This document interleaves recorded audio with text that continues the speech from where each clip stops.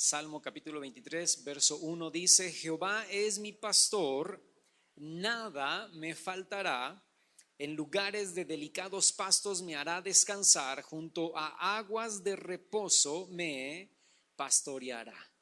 Esta mañana yo quiero analizar junto con ustedes el Salmo capítulo 23. Últimamente he estado viendo algunos salmos y si te has dado cuenta hemos dado algunas predicaciones de salmos completos, ¿no? Y esta mañana queremos hablar acerca del Salmo capítulo 23, que la mayoría de nosotros, los que somos cristianos ya de muchos años, pues ya casi no lo sabemos de memoria, ¿no? Pero este salmo es muy interesante, muy importante. Fíjate, y quiero comenzar diciéndote que David era un buen músico, un excelente músico. Fue llevado al palacio de Saúl, ¿no? Fue llevado ante la presencia del rey, para que le tocara, mientras que él era tranquilizado, ¿no? De los demonios que él traía, que Saúl traía, y eso habla de que no era cualquier músico, no era un músico que solamente se sabía 2, 3 acordes. Eso habla de que era un excelente músico. Para ser traído a la presencia del rey quiere decir que sí la hacía tocando, ¿no? Entonces David era un buen músico, y a través del tiempo la siguiente cosa que David desarrolló y que fue muy buena para su vida es que él aprendió a ser un adorador. No solamente era músico, era un adorador, y precisamente también por eso lo traen a la presencia de Saúl, ¿verdad? Que estaba endemoniado, para que su música, y no cantaba canciones de Juan Gabriel o de José José, ¿no? Sino que la música que él traía, que era música espiritual, que era música que alababa y honraba y glorificaba a Dios, de alguna manera afectara la vida de Saúl. Entonces, la música de David que él componía, porque aparte era compositor, fíjate, era músico, era adorador y era compositor, ¿no? Entonces, la música que David hacía tenía que ver con las experiencias y las vivencias de su vida y de cómo Dios actuaba en cada una de estas experiencias. Algo que debemos de aprender de David es que a David le iba mal y adoraba. A David le iba bien y adoraba. A nosotros nos va bien y adoramos, ¿no? Bendito sea el Señor, me subieron de sueldo. Nos va mal y nos quejamos, ¿no? Pero ¿por qué? ¿Por qué yo? ¿Por qué a mí siempre las mismas cosas, ¿no? David no. David le iba mal y componía un canto de adoración que honraba a Dios, que sí es verdad, le contaba y le decía cómo se sentía, ¿no? Y le hablaba a Dios de su sufrimiento y de su angustia, pero terminaba siempre diciéndole: pero tú, Dios, eres grande, pero tú, Señor, eres maravilloso, tú creaste todas las cosas, tú eres el rey de mi vida, tú eres la fortaleza, mi castillo, mi torre fuerte. Y eso es algo que tú y yo debemos aprender de los salmos, no solamente los salmos de David, porque David solamente compuso, de los 150 que tenemos, David solamente compuso 71 salmos, o al menos 71 salmos son los que están ahí inscritos con su nombre, y otros salmos son de otras personas, pero debemos aprender eso de la vida de David.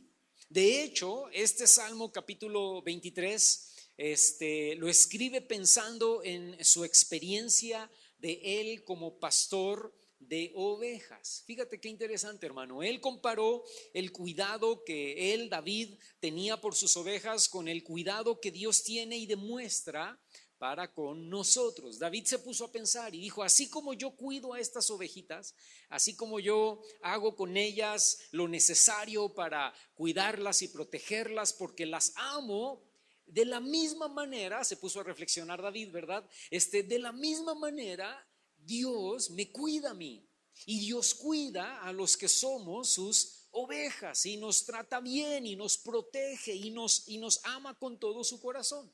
Entonces, en base a este Salmo capítulo 23 podemos ver 7 promesas que yo te voy a dar en esta mañana para quienes somos ovejas del Señor. ¿Estás listo? ¿Sí? Si quieres anotar, puedes anotar ahí en tu libreta, ¿verdad? Número 1, la primera promesa nos habla de provisión. En estos 2 versículos que acabamos de leer, si quieren ponerlos de nuevo en la pantalla, por favor, dice: Jehová es mi pastor. Fíjate, dice 3 cosas muy importantes acerca de la provisión hacia nuestras necesidades. Número 1 dice: nada me faltará, nada nos faltará. Dice el versículo 2, en lugares de, número 2, delicados pastos me va a hacer descansar. Y número 3, junto a aguas de reposo, Él me va a pastorear. Tres cosas que tienen que ver con provisión para nuestras necesidades. No nos va a faltar nada. Nos va a llevar a delicados pastos, donde allí en esos delicados pastos nos va a hacer descansar. Y número 3, nos va a llevar a aguas de reposo. Y todas esas tres cosas tienen que ver con provisión. Tiene que ver básicamente con vestido y comida. No debes preocuparte por vestido y comida, porque al final de cuentas Dios siempre va a proveer. Tortillas y frijoles, pero va a proveer. Con quesito y salsita, pero va a proveer, ¿verdad? Unas ocasiones vas a tener para todo un festín y otras ocasiones vas a tener para pan Bimbo y atún, pero Dios nunca te va a dejar desamparado. Dios nunca te va a dejar abandonado. Él siempre va a proveer para sus hijos. Jesús declara en los evangelios que no debemos afanarnos, que no debemos preocuparnos de nada, que no debemos afanarnos o preocuparnos por nuestro vestido o por nuestro alimento, que más bien, dice Jesús, debemos buscar el reino de Dios y su justicia, y todo lo demás, vestido y alimento, va a venir por añadidura. Fíjate qué promesa de Dios, hermano. Si tú buscas primero el reino de Dios, Dios te va a dar para tu provisión. ¿Por qué? Porque Dios tiene cuidado de nosotros. Y en la Biblia podemos ver un sinfín de ejemplos. Está llena de cientos y cientos de ejemplos de cómo Dios suple para nuestras necesidades. Y solamente por mencionarte alguno, por ejemplo, te puedo hablar de Elías siendo alimentado por los cuervos, ¿no? O sea, y tú dices, ¿cómo alimentado por cuervos, no? Y los cuervos llegaban y le soltaban carne y le soltaban pan, ¿no? En la mañana, mediodía y en la tarde. Llegaba el cuervo del desayuno, el cuervo de la comida y el cuervo de la cena, ¿no? Y él tenía ahí un río porque había sequía, porque él mismo había profetizado la sequía, y él tenía un río ahí del cual él tomaba agua. Pero los cuervos traían alimento a Elías. Elías, después vemos ahí con la viuda de Sarepta, ¿verdad? Alimentados él, la viuda y el hijo de la viuda con poco aceite y poca harina por muchísimos días. Y le dice Elías a esta mujer, así dice el Señor, ¿verdad? La harina no va a acabársete y el aceite no se va a acabar hasta que Dios diga, ¿no? Y por todo el tiempo de la sequía, que duró 3 años y medio, escucha, Elías y esta mujer y su hijo fueron alimentados con el poquitito aceite que tenía esta mujer y con la poquitita harina. Y yo les he contado un montón de veces aquí de esta hermana que Mireya y yo conocemos, es amiga de nuestra familia, ¿no? Que no tenía gas y que el tanque de 30 litros ya se le había acabado, llevaba 6 meses sin gas, pero también llevaba 6 meses sin dinero por alguna circunstancia, ¿no? Y ella oraba y decía, Señor, que me alcance el gas, y prendía la estufa y salía la flama, ¿no? Y ella cocinaba. Cuando le llegó el dinero exacto para comprar el siguiente tanque de gas, que ya habían pasado 6 meses con el tanque de 30 litros, ¿verdad? Cuando llegó el dinero, ese Diego, Señor, que me alcance, y Dios dijo, no, ya te llegó el dinero, y le prendió y ya no prendió, ¿verdad? Dijo, sí, Señor, está bien, entonces mando traer el gas, ¿no? Pero escúchame, pero milagros así. Yo me acuerdo, y Paco se ha de acordar también, en una reunión, tuvimos una reunión hace muchos años en una iglesia donde estábamos Paco y yo en Toluca. Y esta iglesia estaba celebrando el aniversario, y la pastora o la esposa del pastor, ¿no? Dijo ahí que vamos a hacer mole rojo, ¿no? Y hermanos, para el aniversario vamos a hacer mole rojo con pollo, con frijoles, con arroz, y vénganse. Y la gente vino, pero vino con invitados. Lo bueno es que somos cristianos, ¿verdad? Pero trajo ahí como era fiesta, pues todo el mundo trajo ahí 5, 6, 10, 40 invitados, ¿no? Y entonces la iglesia se superllenó. Éramos como 500 personas los domingos generalmente, y ese día éramos como 1500, ¿no? Como 2000 personas. Y la hermana estaba ahí con otras hermanas porque cada hermana dijo, vamos a traer cada una 5 piezas de pollo, 6 piezas de pollo, algo así, ¿no? Y entonces trajeron, pero no contaban con que iba a llegar el triple de la gente que siempre llegaba los domingos. Y entonces dijeron, hermana, le dijeron, ¿qué vamos a hacer? Y ella dijo, no se preocupen, vamos a orar, Señor, multiplica. Y servían pollo, y servían pollo, y servían pollo, y servían pollo. Y luego llegaba gente y decía, que quieren más, que quieren repetir, ¿no? Sí, todavía hay. Y sacaban pollo, y sacaban pollo, y sacaban pollo, y sacaban pollo. Y la hermana después contaba, ¿no? Que la tina del pollo nunca se acabó. O sea, siempre había pollo para más. Hubo gente que se llevó itacate, ¿no? Se llevaron pollo a su casa. Y cuando ya salió el último, se acabó el pollo. Ahora ya no hay pollo, ¿no? Porque Dios hace milagros. Y yo estoy seguro que muchos de ustedes han visto suceder cosas así en sus vidas, ¿no? Jesús alimentando a 5,000 personas y luego a 4,000 más. Los apóstoles pescando una gran cantidad de peces. Les dice el Señor, vengan y traigan para desayunar, ¿no? Jesús ya había resucitado y dice, Señor, no hemos pescado nada. Y dice, tiren la red del otro lado. Y la tiran y sacan una red repleta de peces. Escúchame, si el Señor es nuestro pastor, hermano, y nosotros le buscamos y le amamos y somos obedientes, podemos estar 100% seguros que Él va a ser Jehová Jireh para nosotros, que Él va a ser el Dios, nuestra provisión para nuestras necesidades. ¿Estás de acuerdo, hermano? La segunda cosa, la segunda promesa que nos da el Señor por ser nuestro pastor, dice el versículo 3, confortará mi alma, me guiará por sendas de justicia por amor de su nombre. La segunda cosa, la segunda promesa que Él nos da es guianza.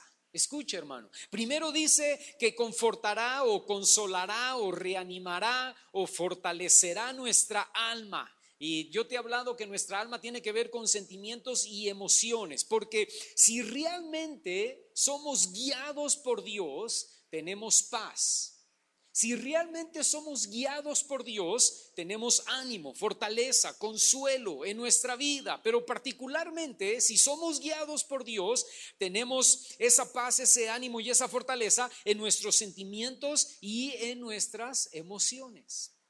Esto porque sabemos que aunque las decisiones sean difíciles o radicales, son siempre bajo su guianza y su dirección. Ay, hermano, me está costando trabajo tomar esta decisión tan radical, ¿no? Tan difícil, pero es una decisión guiada por Dios, es una decisión tomada en el Espíritu Santo. Entonces, aunque es difícil la decisión, yo tengo paz, yo estoy tranquilo, yo estoy reposado, porque sé que esa decisión viene de la misma presencia de Dios para mi vida. Amén. Cuando somos guiados por nuestra carne, hermano, no es así. Cuando somos guiados por nuestra carne, estamos llenos de miedo, estamos llenos de angustia, de estrés, sobre todo en nuestros sentimientos y emociones, ¿no? Le preguntas a la persona, ¿y cómo estás? No, yo tengo paz, pero por dentro están temblando, ¿no? Porque saben que es una decisión o es la decisión que están tomando que no tiene nada que ver con Dios, ¿verdad? Que la están tomando en su carne, en sus propias fuerzas, y que no es la dirección correcta. Pero cuando somos guiados por Dios, tenemos paz. El pastor es el que guía a sus ovejas. Déjame decirte por qué, hermano, porque siempre va delante de ellas. No lo busques, pero en Juan capítulo 10, versículo 27, dice Jesús, mis ovejas oyen mi voz y yo las conozco y me siguen. El pastor no sigue a las ovejas son las que deben seguir al pastor. Y cuando nosotros vamos por delante, hermano, es cuando nosotros estamos haciendo nuestra propia voluntad. ¿Por qué? Porque no queremos ser guiados por el Señor. Pero debemos dejarnos guiar, escucha, por Dios, ¿verdad? Su dirección va a venir a través de 3 áreas o de 3 cosas muy importantes. Su dirección viene a través de su palabra, número 1, primer lugar. Su dirección viene a través de su Espíritu Santo, número 2, muy importante, y su dirección viene a través de sus ministros, en ese orden. Algunos buscan primero al ministro, ¿verdad? Porque porque busco un ministro que me diga cómo hacer la cosa de acuerdo a mi propia voluntad, no de acuerdo a la voluntad de Dios. Y si no me gusta lo que este ministro o este pastor o este siervo me dice, pues corro a otro ministro, ¿verdad? Voy a otro pastor que me diga lo que quiero escuchar. No. Pero el primero que tiene que hablarte de la voluntad de Dios en tu vida y el primero que tiene que darte guianza no es el pastor. Lo primero que te tiene que dar guianza es la palabra de Dios. Si aquí dice no, no importa lo que diga el pastor. El pastor puede decir sí, pero si la palabra de Dios me dice no, no importa lo que el pastor diga, Dios ya me dijo que no. Y yo necesito hacerle caso a la palabra de Dios, no al pastor. Amén. Pero escúchame, pero la palabra, el Espíritu Santo y los ministerios siempre, bueno, los ministerios casi siempre van a estar de acuerdo, ¿verdad? Sí, porque hay algunos pastores que por dinero te dicen, sí, haz lo que quieras, ¿verdad? Pero tú deja aquí los diezmos y no te preocupes, ¿no? No. La palabra de Dios, el Espíritu Santo y los ministerios siempre tienen que estar de acuerdo, y el Espíritu Santo siempre va a confirmar la palabra de Dios y el pastor siempre va a confirmar lo que el Espíritu Santo y la palabra de Dios dicen que debes hacer. Y vuelvo a repetirte lo anterior, ¿verdad? Y aunque sea difícil eso que tienes que hacer, aunque sea difícil y duro, tú vas a tener paz y vas a estar tranquilo porque vas a estar dentro de la voluntad de Dios. Y es el Señor el que te está guiando. El Espíritu Santo no puede revelar algo contrario a la palabra de Dios, y los ministerios menos. El Espíritu Santo solo va a traer testimonio a nuestro corazón de que lo que dice su palabra es lo que realmente debemos hacer. Número 3, fíjate, capítulo 23 del Salmo, versículo 4, dice: aunque ande en valle de sombra de muerte, no temeré mal alguno, porque tú, Dios, estarás conmigo. La tercera promesa, hermano, que nos da el pastor es seguridad. Escucha, seguridad. No importa por qué tipo de problemas o de circunstancias estés pasando, no importa si es una enfermedad, no importa si es un problema económico o si es un problema familiar, como hijos de Dios, como ovejas de su prado, sabemos y estamos seguros que Él está con nosotros. Te voy a dar varias citas, no las busques, pero Jeremías capítulo 20 versículo 11 dice que Jehová está con nosotros, dice ahí, como poderoso gigante. Y luego en Sofonías capítulo 3 verso 17 dice: Jehová está en medio de ti, poderoso. Y agrega y dice: Él salvará, se gozará sobre ti con cánticos, callará de amor, se regocijará sobre ti con alegría.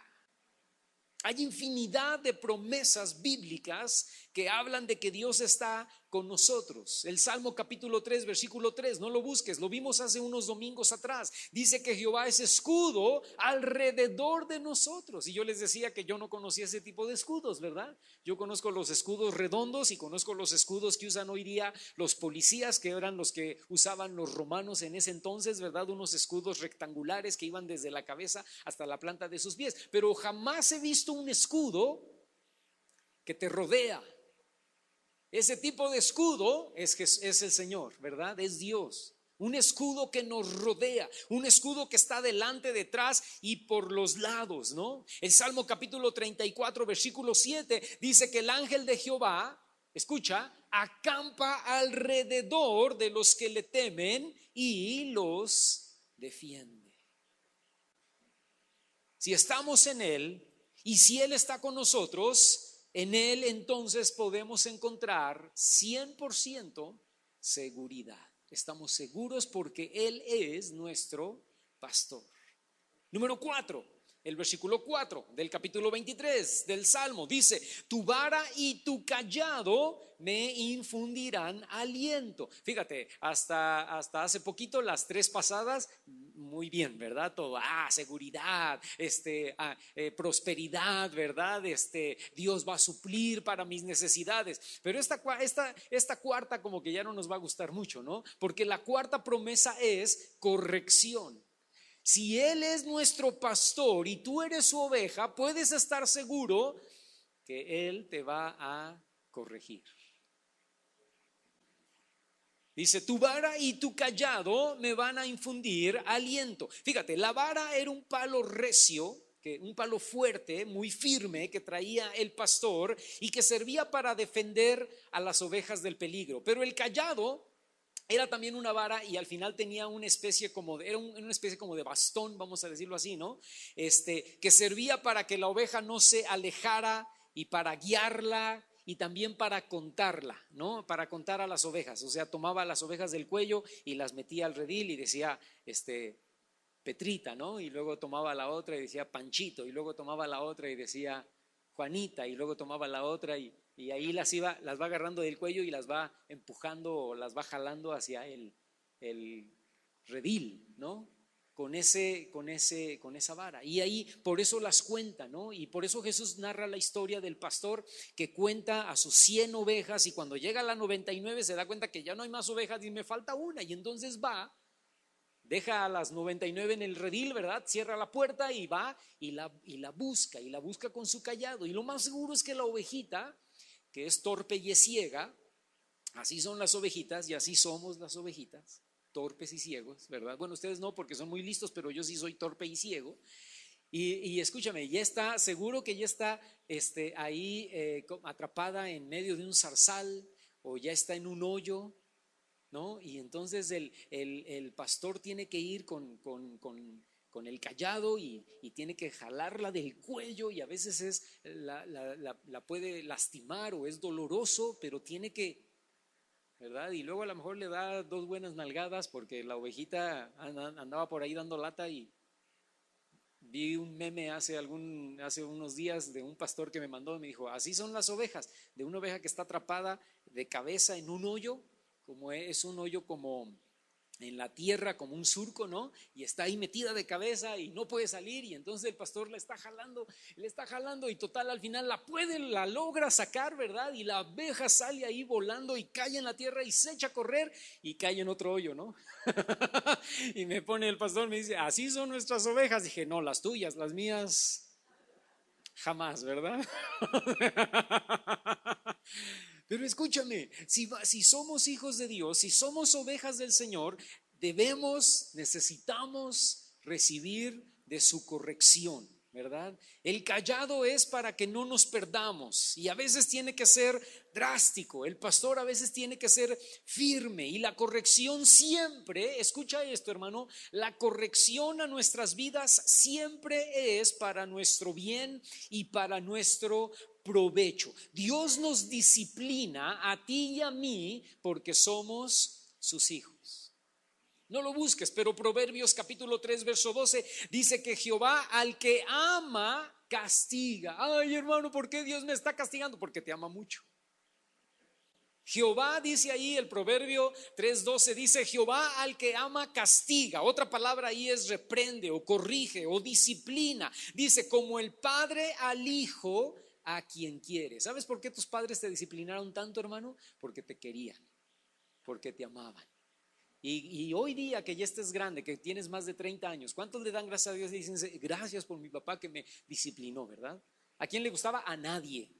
Pero qué bueno que me disciplinó, ¿verdad? Porque si no me hubiera disciplinado, quién sabe dónde estaría el día de hoy, ¿no? Salmo capítulo 94 verso 12 dice, bienaventurado el hombre a quien tú Jehová corriges. Es dichoso, es feliz el hombre o la mujer a quien Dios corrige. Dice, y en tu ley lo instruyes.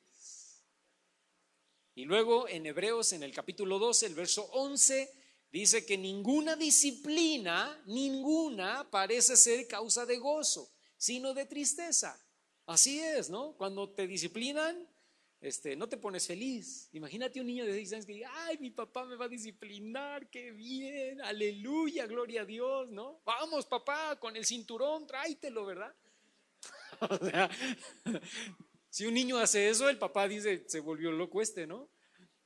Ninguna disciplina, dice ahí en Hebreos, al presente Ninguna disciplina es causa de gozo, sino de tristeza. Pero dice ahí muy importante en Hebreos 12:11, dice, pero después, y esas son las dos palabras que debes subrayar y marcar en rojo, ¿verdad? Pero después, esa disciplina da fruto apacible de justicia a los que en ella han sido ejercitados. Y muchos de nosotros fuimos ejercitados.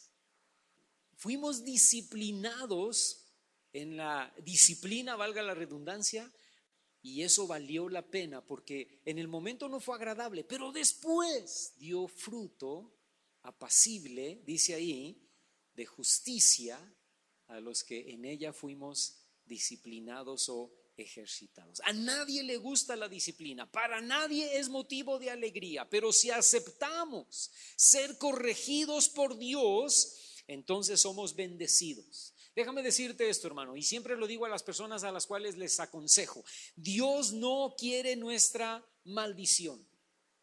Dios no quiere, Dios no desea maldecirnos. Al contrario, Dios desea bendecirnos.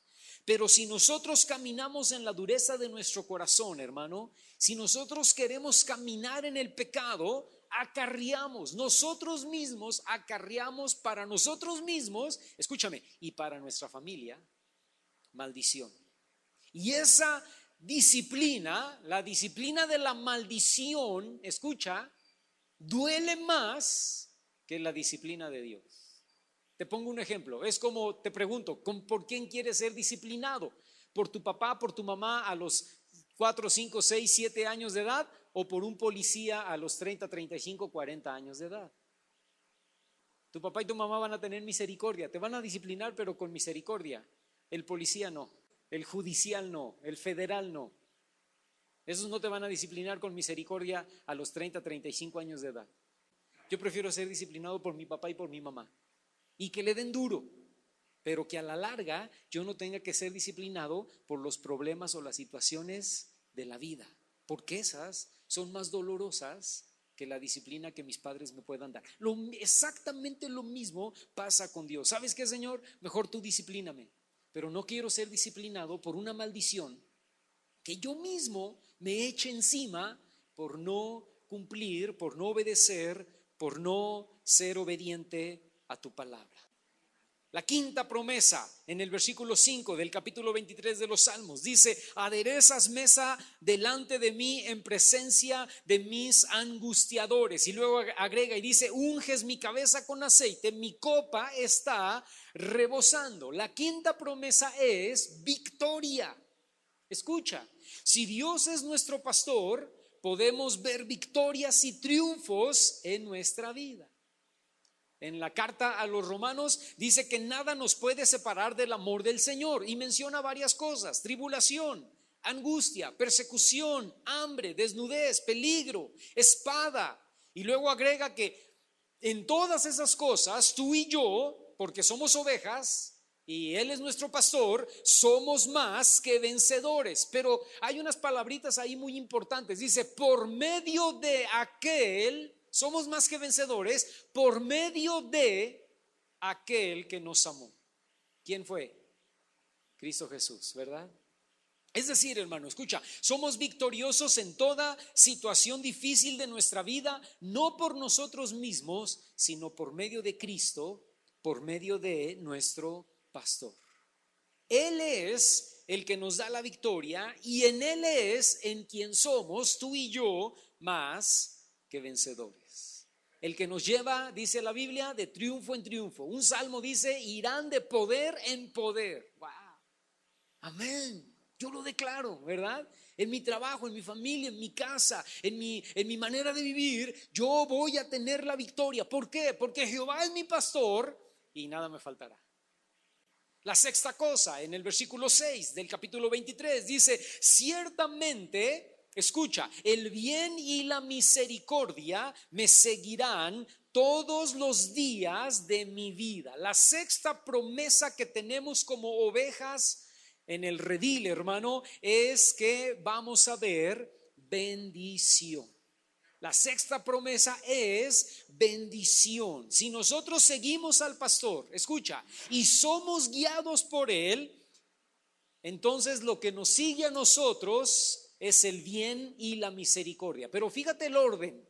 Yo sigo al pastor y entonces detrás de mí viene la bendición. La bendición me sigue a mí. Yo sigo al pastor de pastores, no estoy hablándote de mí, ¿verdad? Estamos hablando del Señor, ¿no? Yo sigo al pastor y las bendiciones me siguen a mí. Si yo no sigo al pastor, si yo voy delante del pastor porque voy haciendo mi propia voluntad, pues entonces las bendiciones, perdóname, pues no me van a seguir.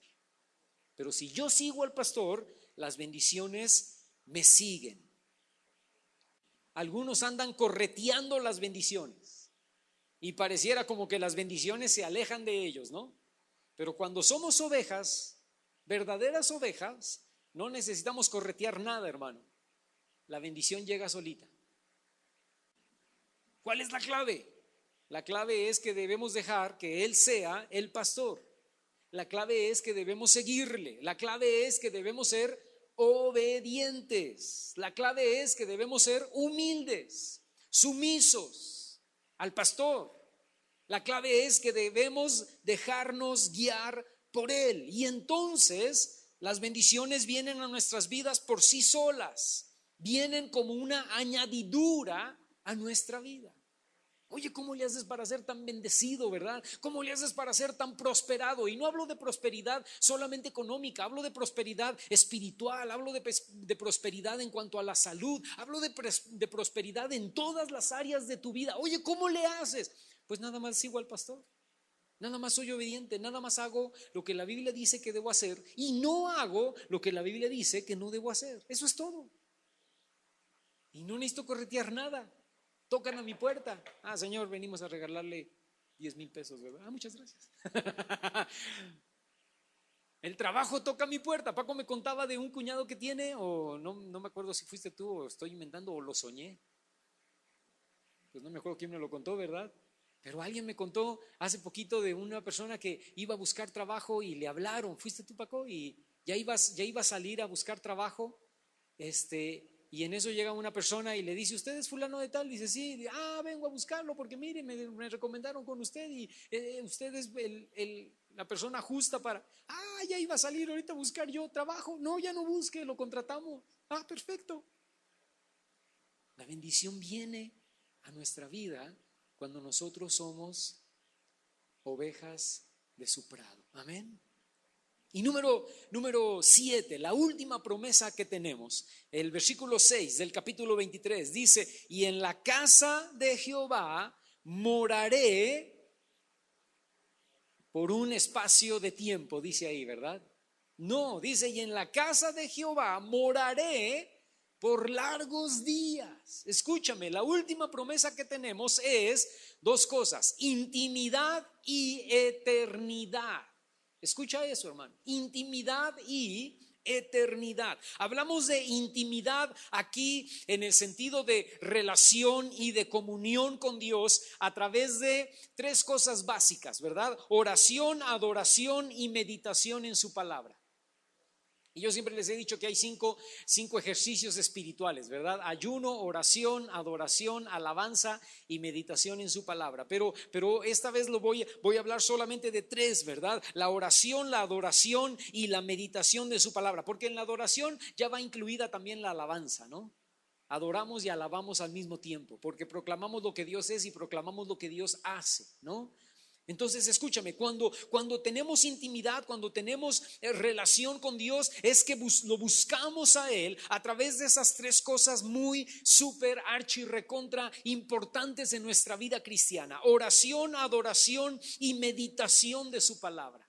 Y yo les he hablado de un pastor que conozco que se llama Samuel Berberian. Es un viejito, es guatemalteco. Bueno, no es guatemalteco, pero vive en Guatemala.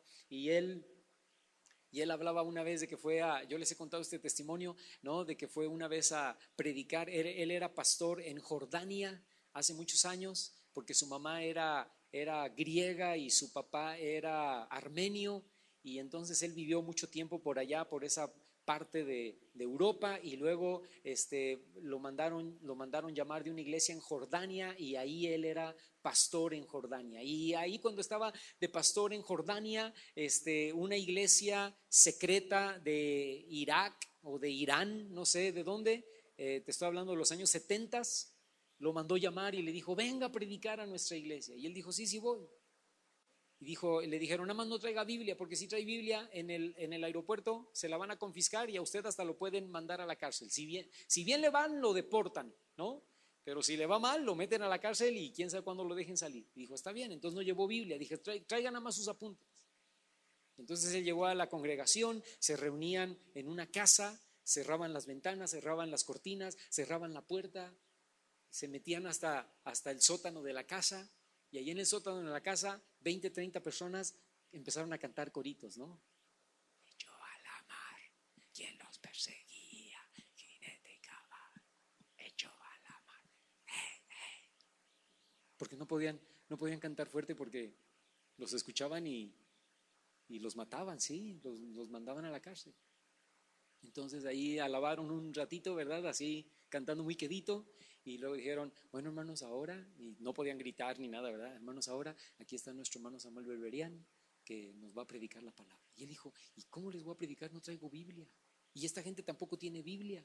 Nadie tenía Biblia, porque si salían a la calle con Biblia los agarraban, los encarcelaban. Entonces le dijo el pastor: usted no se preocupe, usted predique. Dijo: está bien. Entonces abrió sus apuntes, ¿verdad? Y dijo: bueno, pues yo les voy a hablar hoy de Mateo capítulo 5 versículos 3 al 6. Y se para una señora y empieza a recitar de memoria Mateo capítulo 5 versos 3 al 6. Y él se quedó sorprendido y dijo: wow. Y dijo: bueno, así como ustedes escucharon de Mateo capítulo 5, 3 al 6, dice ahí porque, y empezó a predicar, ¿verdad? Y porque en otra parte, en el libro de los Salmos, capítulo 40, versículo 2, y se para un niño y repite de memoria Salmo 40, verso 2. Y él se queda sorprendido y dijo: ¿cómo es posible? Y dijo: bueno, y en otra parte, en el libro de Crónicas, segunda de Crónicas, capítulo 8, verso 7, y se para un señor y repita de memoria Crónicas, la cita, ¿no? Y las 6 o 7 citas que él dio durante toda su predicación, diferentes personas se levantaban y la recitaban de memoria, y él estaba sorprendido, y él dijo: ¿cómo crees, no? Cuando terminó de predicar, oró y todo, y se fueron a comer, hicieron una comida ahí mismo en la casa, y cuando estaban comiendo, él le pregunta al pastor: ¿cómo sabía la gente que yo iba a predicar? Le dice: no, la gente no sabía nada. La señora que se levantó y recitó de memoria Mateo capítulo 5 versos 3 al 6, esa se sabe toda la carta de Mateo de memoria. Dijo: ¿cómo cree? Dijo: sí, claro, porque aquí tuvimos una Biblia, pero no la tuvimos que quemar. Pero antes de quemarla, no la aprendimos de memoria. La señora se aprendió todo Mateo, o el señor se aprendió todo Crónicas, la otra fulana se aprendió todo Jeremías, el otro fulano se aprendió todo Isaías. Dijo: y el niño que se levantó y recitó de memoria el Salmo capítulo 50, ¿cuántos salmos se sabe? Dijo: no, él se sabe los 150 salmos de memoria. Y luego que nos la aprendimos de memoria, la destruimos, porque si no la encuentran nos matan. Y entonces él dijo: ¿qué vengo yo a hacerles aquí? A predicarles a estos fulanos, ellos más bien deberían de predicarme a mí, ¿no? Y cuando estaban hablando de eso, una niña lo jala del pantalón y la volteó a ver y dice: es que es muy importante aprendernos la Biblia de memoria. Le dijo la niña al pastor, le dijo: porque así podemos meditar en ella. Ahí dijo: renuncio, me voy, ¿verdad? Ustedes no me necesitan, ¿no? Escúchame, hermano. ¿Cómo podemos meditar? ¿Cómo podemos orar? ¿Cómo podemos adorar si no conocemos al Señor, verdad? Necesitamos intimidad y relación. Y es una promesa que tenemos como hijos de Dios. Amén. Intimidad. Dice el Salmo capítulo 89, verso 15: bienaventurado el pueblo, escucha, dice, que sabe.